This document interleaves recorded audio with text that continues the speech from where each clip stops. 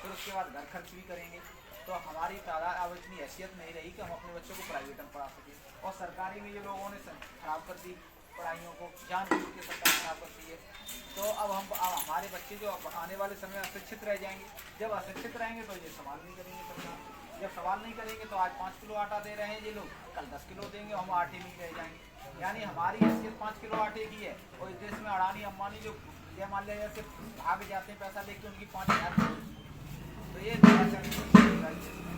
ये तभी संभव है हम सब लोग जागरूक हों। और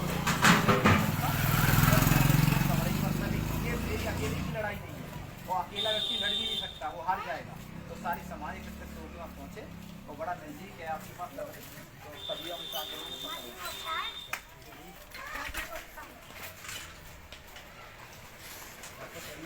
सही है। देखिए दादा ऐसा है, जैसे इन्होंने बताया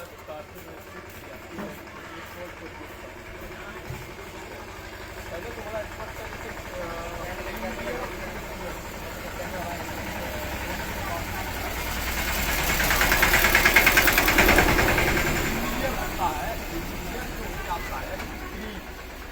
8 लाख सालाना है उसको और आर्थिक आधार पर कम है, यानी 8 लाख अपर कास्ट की इनकम है तो आर्थिक आधार पर गरीब है उसका। अब हम इसको ऐसे देख लेते हैं, एक चीज में फिर मान लो ये 2 व्यक्ति है आपके गांव के हैं, आपके नजदीक के, एक ये व्यक्ति भी 8 लाख रुपए साल पे कमाता है, ये व्यक्ति भी कमाता है, एक सवर्ण है एक ओबीसी है, ठीक है। अब जब इसमें आपसे ये बोला जाए कि आप ये फैसला करिए कि कौन अमीर है और कौन गरीब है, तो आप किस बेस पर करेंगे? या तो आप जब इनकम समान है, स्टेटस समान है, तो या तो आप दोनों को अमीर साबित करेंगे या दोनों को गरीब साबित करेंगे।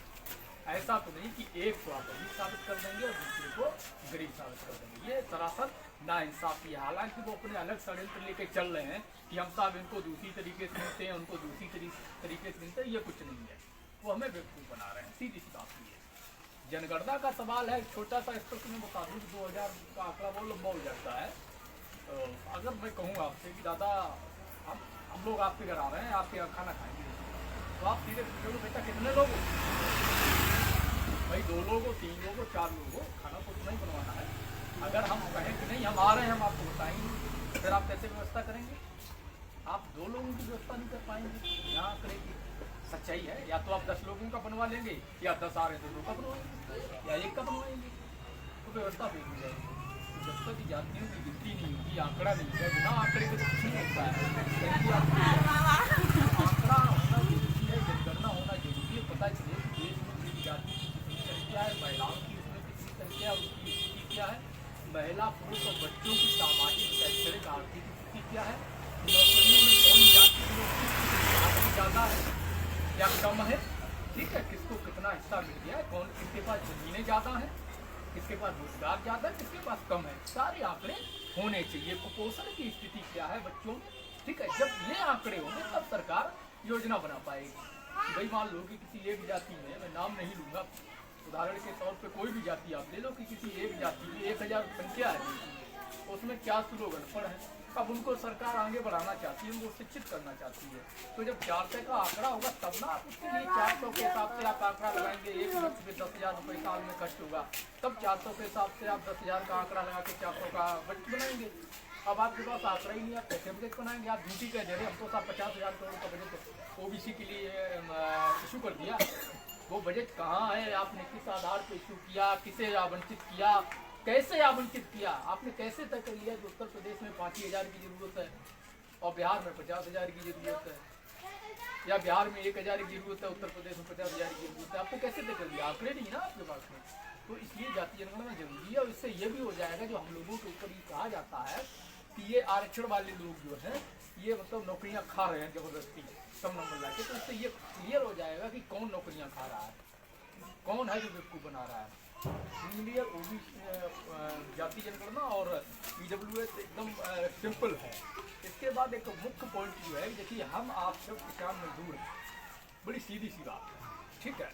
होता क्या है कि हर बैंक में एक बिजनेस लोन की व्यवस्था होती है जो व्यापार करने के लिए दिया जाता है, दुकान वगैरह डालने के लिए, कपड़े की हो, सीमेंट की हो, मोरम की हो या परचून की हो, जो भी।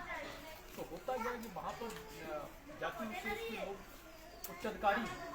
तो जब हमारे लोग वहाँ जाते हैं, अगर मान लो कि हमें 50,000 रुपये तो हमारे लोगों को लोन मिले, बहुत अच्छा आंदोलन जारी उनके रखो। लोगों को 50 लाख भी चाहिए तो रामलाल यहाँ हैं तक कोई। कि माल्या निगम जैसे तो 50,000 करोड़ 10,000 करोड़ भाग जाते हैं। पेज पे चल रहा है ठीक है, तो जाति के ना, आधार पेज पे पर कम देखता है। कोई एक ओबीसी तो अपना जैसा लाइव फोन में लो तो लाइव कर लो।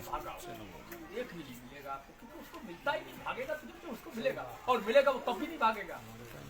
ये सच्चाई है। ठीक है, तो हम ये चाहते हैं कि हमारे जो पिछड़े दलित भाई हैं और आदिवासी भाई हैं, पशबांदा है, मुस्लिम ओबीसी है, मुस्लिम दलित और मुस्लिम पिछड़े, और बाकी हम जो पिछड़े दलित हैं, आदिवासी हैं, इन सबके लिए जो कुल बजट है, पंचायत लोन का कुल पैसा दिया जाता है, उसका 50% हिस्सा हमारा खर्च कर दिया जाए, हमारा कोटा कर दिया जाए, ताकि हमारे लोगों को, हमारे बच्चों को अगर नौकरी नहीं मिल रही है तो कम से कम बैंक से हमारा कोटा है तो हमें उन्हें देना पड़ेगा, तो कोटा को पूरा करेंगे तो कहीं ना कहीं हमें लोग मिल जाएगा, ताकि हम अपना रोजगार करके अपने आर्थिक और सामाजिक रूप से ऊपर बढ़ सकें।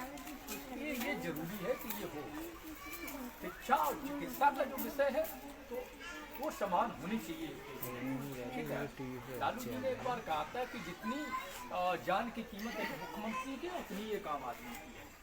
ठीक है, तो हकीकत यही है कि जहाँ इस देश के राष्ट्रपति, प्रधानमंत्री, CM, PM, MP, MLA, DM, collector के बच्चे की इलाज और पढ़ाई होती है, वहीं पर हमारे किसान, मजदूर, गरीब, चपरासी के बच्चे की पढ़ाई और शिक्षा होनी चाहिए। ये व्यवस्था हमें मिलनी चाहिए। निजीकरण के जरिए जबरदस्ती सरकारी सेक्टरों को ध्वस्त किया जा रहा है, ताकि हम लोग कहने लगें कि सरकारी व्यवस्था ही बेकार है, यहाँ तो कुछ काम ही नहीं होता। जब हम ही कहने लगेंगे तो उनको निजी करने, सब कुछ बेच देने में आसान काम हो जाएगा, हर जगह प्राइवेट चीज़ें चालू हो जाएंगी। जबकि जितना सरकारीकरण होगा, जितनी ज़्यादा चीज़ें सरकार के अधीन चलेंगी, उतना ज़्यादा हम लोगों को जो हमारा समाज है ओबीसी, एससी, एसटी, इसको लाभ उसका मिलेगा। और जितना ज़्यादा निजीकरण होगा उतनी ज़्यादा हमारी बर्बादी तय है, यानी कि हम गुलामी की तरफ बढ़ जाएंगे। हम मजदूर बनते रहेंगे, आटे पर, रोटी पर, चीनी पर, चावल पर मजदूरी करेंगे, ये पक्का है। तो इसलिए निजीकरण को रोका जाना बहुत ज़्यादा जरूरी है। तो इन सभी चीज़ों को लेकर के हम लोग लगातार इसको उठा रहे हैं, गाँव गाँव जा रहे हैं, और इसी काम को लेकर के ये नहीं पता देखना जो हमारे कर्मचारी हैं उनको पदोन्नति में आरक्षण दिया जाए। और मंडल कमेटी रिकमेंडेशन है 40 है, 38 में 38 में बाकी में 2 लागू हुई है, वो भी पूर्ण नहीं, तो 40 लागू की जाए और जनसंख्या के हिसाब से हमारे ओबीसी, एससी का हिस्सा हमें दे दिया जाए। बाकी जिसका जितना है उसका दे दे। तो हम ये नहीं कहते हैं कि उसका भी हमें दे दो।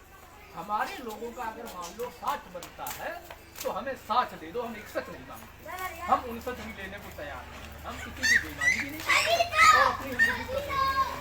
तो इसको लेकर के ये लड़ाई है, और इसी को लेकर के वजह से आपके जिला मुख्यालय पार्टी कार्यालय के बगल वाले गाँव में आंदोलन है बड़ा, और भारी संख्या में लोग आ रहे हैं पूरे जनपद से और बाहर से। तो हमारी सबसे आपसे यही अपील है कि आप लोग जब समाज के जिम्मेदार होने के नाते और आने वाले भविष्य के लिए बचाना है, इसको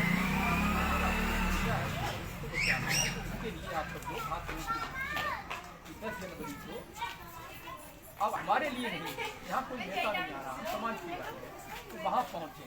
नेता अपने सदन में अपनी फैसिलिटी बढ़वाने के लिए, अपनी वो क्या बोलते हैं वेतन बढ़वाने के लिए, अपनी पेंशन बढ़वाने के लिए लड़ता है, हमारे लिए नहीं लड़ता। यहाँ आएगा तो आपके पैर धन्यवाद छूटेगा, लेकिन वोट मांगेगा, ये नहीं पूछेगा कि भैया आपका बच्चा लगा कि नहीं लगा।